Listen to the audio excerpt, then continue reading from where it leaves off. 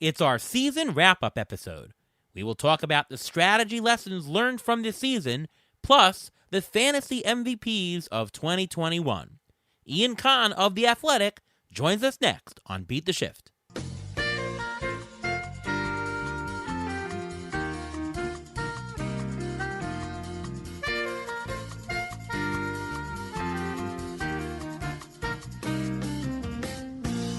Welcome to another episode of the Beat the Shift podcast.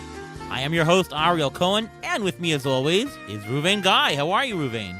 I'm doing great. How are you doing today? Pretty good.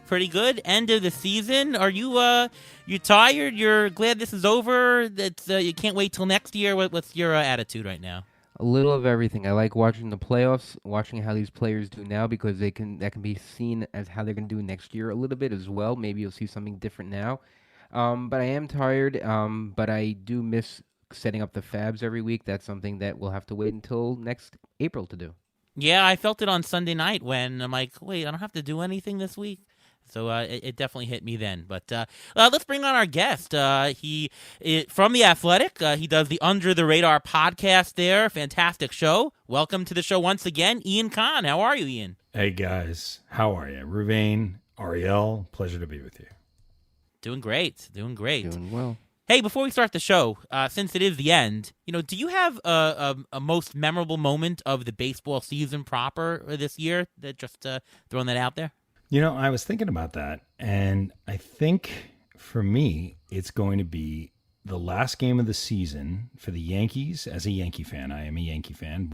My dad was born in Washington Heights. I was born, put a Yankee hat on my head in 1972 when I was born. Suffered through the 80s and early 90s.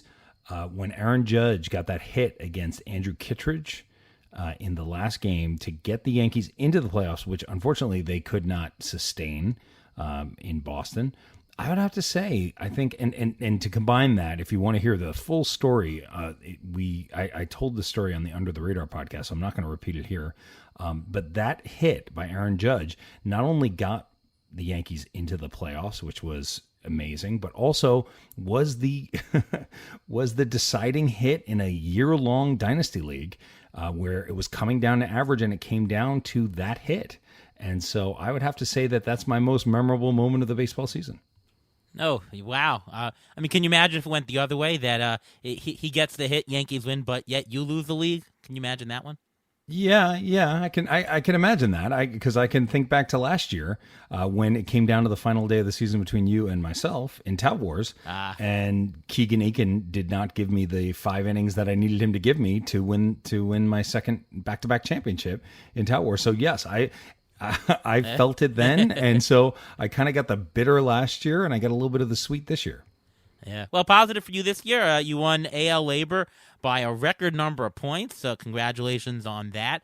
That's got to be pretty memorable as well, although I think you had that wrapped up, half to 2/3 of the way into the season, so you weren't sweating it out the last day. No, I was sweating the final score because I wanted to break the record, and so it was a bit of a sweat all the way till the end in its own way. So, but thank you, yeah, and it was a good season in AL Labor. I think we're going to talk later about the successes of the year and what to learn from, the failures this year, what to learn from, so we can hold off on the rest of that. But yes, that would probably be actually, I would argue that the Aaron Judge hit is more memorable because that was a singular moment and a singular, you know what I'm saying? That's the most memorable moment of the fantasy baseball season. So I think that's both the same for me. I'm happy and excited to hear what you guys, what was most memorable for both of you.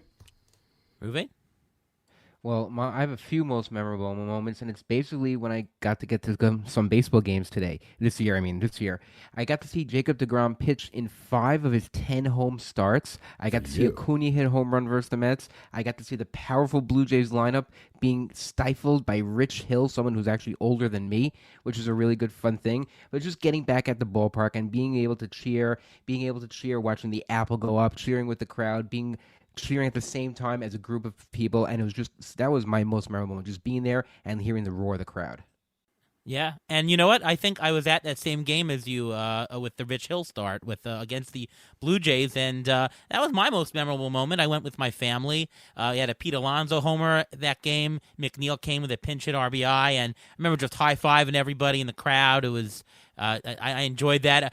My wife loves Familia on the team and loves when they bring in Diaz with the trumpets. So it was just a fun day at the ballpark, and really that's what baseball is all about. It's about family fun. If I had to pick a memorable fantasy moment, in one of the weeks, I was up by about 3 points to the last game of the week, but I had Joe Musgrove going, and he gave up like 7 runs to the Dodgers. I'm like, oh no, he's going to get the loss. I'm going to lose because the loss is worth -5.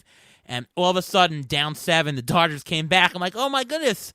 And the Dodgers tied it up, and I didn't even need a win there. A tie was good. That cleared the loss, and I won the week. So, that head-to-head week was pretty fun. Somewhere in the middle there. Can I add one more memorable moment of the baseball season based on Yeah. your guys? I went to opening day for the Yankees this year, and Nice. it was back when it was only like 8,000 people in the stands. And so we went to, my wife and my 2 sons and I went to 2 games this season, both before everything opened up more widely. So opening day, and that was remarkable because it was the first time sort of out of the house amongst other people, though it was fully socially distant, felt very safe. And then we went one more time and sat. I bought tickets in like the bar mitzvah section at Yankee Stadium, which is where you can get you have the buffet downstairs. So I call it the bar mitzvah section. And and I got them for like $80 a ticket, like last minute. It was great. And Phil Nevin of Phil Nevin fame threw a ball to my older son. And I said something. I said, "Hey, Mr. Nevin, congratulations on your son Tyler going to Baltimore." So I was like, "Hey, how about a ball for my son?"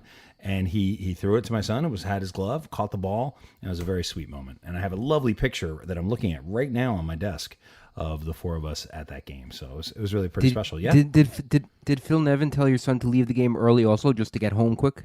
No. But he did wave him home inappropriately. He didn't wave him home. Okay. I mean, listen, if we're going to bring up hard times and hard thoughts, I guess it probably is pretty good for you guys that Jared Kelenic struggled this year. But if you look what he did over the course of those last 6 weeks, you got a superstar on your hands right Not there. familiar with that player. Anyways, Yeah, on to our. Let's get started with the show. On our strategy section tonight. Tonight we're doing our season recap, our season wrap-up episode, and talk about what happened, what we think we can pick out of this past year to help us the next year, and all that. I want to throw out a question. On draft day, what do you think is more important, Ian? Is it having superior knowledge of the players and really knowing, or actually knowing how to value players and your auction/drafting skills? Like, which do you think is more important? Obviously, you have to know both. You have to know the players and you have to know what you're doing. But which do you think actually is more important? I think they're both incredibly important. I know you and I have sort of gone back and forth on this over time, and I've come to your standpoint on the need for understanding the value of players. I used it to great effect in AL Labor and in other leagues as well. But the ability to scout players and to glean information based on what they're doing over the offseason and even in spring training, I think is also incredibly valuable. Also, the ability to be looking at what you expect in terms of at-bats and innings pitched for players, like how people are doing and the psychology of the managers. So I know where you want to go. You wanted to make it that it's really more important, that almost it doesn't matter what the players are, it just matters what the values are, and I get that. But I also think you're missing out on something if you're not also including. So I'm not going to pick one over the other. I'm going to say a deep understanding of both. I'm just trying to generate some good discussion here. Ruvain, what are your thoughts on this? I agree. It is both, but I think you have to have the better knowledge of the players to have the better valuation and to have the better drafting skills, because nowadays with so many injuries and so many people getting brought up, sent down, if you don't know that you don't have that base of player knowledge of who's the backup, who's going to be next, who's a top prospect and stuff like that, you're not going to be able to draft a decent and a deep team. In order to win these days, you have to have a very deep team. And if you have a better knowledge of the player pool, the players themselves, you will have a better auction or a draft because you'll have a better knowledge of who to take and when. So I can't argue that both are not important, but I will say that the valuation skills and the balancing risk and stuff is way undervalued. I think not enough people pay attention to it. I mean, I'm in a fantasy football league, and I don't follow football in the least, but I created some formula, and I valued the players, and I haven't lost a game yet this season. I've blown out everybody because in some ways, having less knowledge sometimes is a help in the sense of you don't have any biases. When I go to an auction and there's two guys who are worth $15, I want to say that they're both worth $15. I don't want to say, well, I like this guy better. No, if I'm saying that they're $15, then you should be indifferent to who you take. So yes, but wait, hold on. You were all in on Trent Grisham this year, all in coming into the season. He was an undervalued player. I think you had him at like $18 coming into the season. Okay, I was looking at Trent Grisham and the way that he did it, and I said, yeah, he's not going to do that based on what I thought he was going to do against left-handers. He ends up with $10 as his end-up value, and that's based on me looking at his swing and looking at what I expected him to grow into. That matters. Eddie Rosario, another guy who you were super high on, $18 again. $8 over the course of the season, a guy that I was not high on and that I thought was gonna fall, and he did. Now he also had injury issues, and you and I argue over Eddie Rosario as much as you can argue over you want blintzes with cheese or just with strawberries and cheese, right? You can argue it, but I do think that that there's more to the game than just the numbers. I still believe that. I believe that firmly. I believe sure. that watching a player's growth and what you think that's going to happen with that player is hugely important. Sure. But you know what? For every example you have that way, every two examples you have that way, I can probably come up with three examples there. Marcus Semien, I had valued pretty high. Eduardo Escobar, oh my goodness, and that worked out. I mean, the theory is when you have projections and you have numbers like that, you're not going to get the calls all right. You're going to get a call certain percentage of the time right. Mm-hmm. And the idea is that I don't know that my scouting ability, and maybe yours is better, and maybe somebody else has a better scouting ability than the projections say, but for most people, I think that projections are probably more superior than the average. And not to say that you shouldn't. If you have knowledge of a player, you certainly should use it. If you know a player is not swinging correct in the spring, you should take that knowledge. But above all else, you should at least know where your base is, and you should at least say, okay, I agree with that. I agree with that. I don't disagree with that, and I think that. But what I don't love is the idea that the values are more important. Because look, Robbie Ray was a guy that I was on this show talking to you about, right?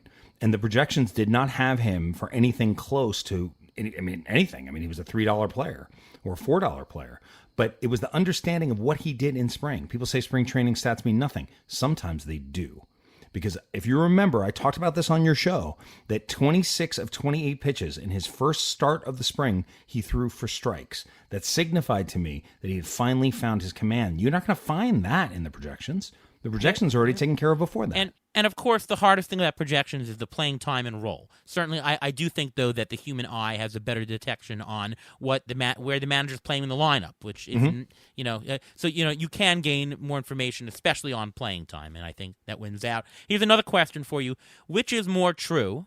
A, and of course, again, these are both true, but which is more important? A, would you say that leagues are won on draft day, or would you say B, leagues are won with the in-season moves and pickups? Revan, you first or me first? I'm probably going to say different than you. I'm going to say draft day. It's 100% won in draft day, just based on what I said before.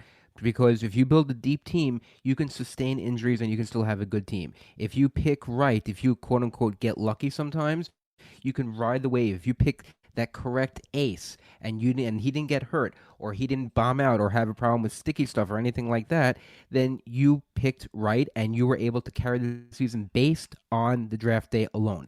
Most of the time you can't do that. You do need to have some in-season managing done to be able to get certain categories and stuff like that. But I think it's won on draft day, and the fab stuff and everything like that, that's just gravy to be added to your train. Here's what I would say. You may be surprised to hear this. I agree with you, Ruvain. I do. However, it depends on the format. If it's a 15-team league or higher, it's 100% draft day, because without drafting well, you're constantly fighting. Okay. But if it's a 12-team league, like the Tout Wars head-to-head, the draft is less important because there's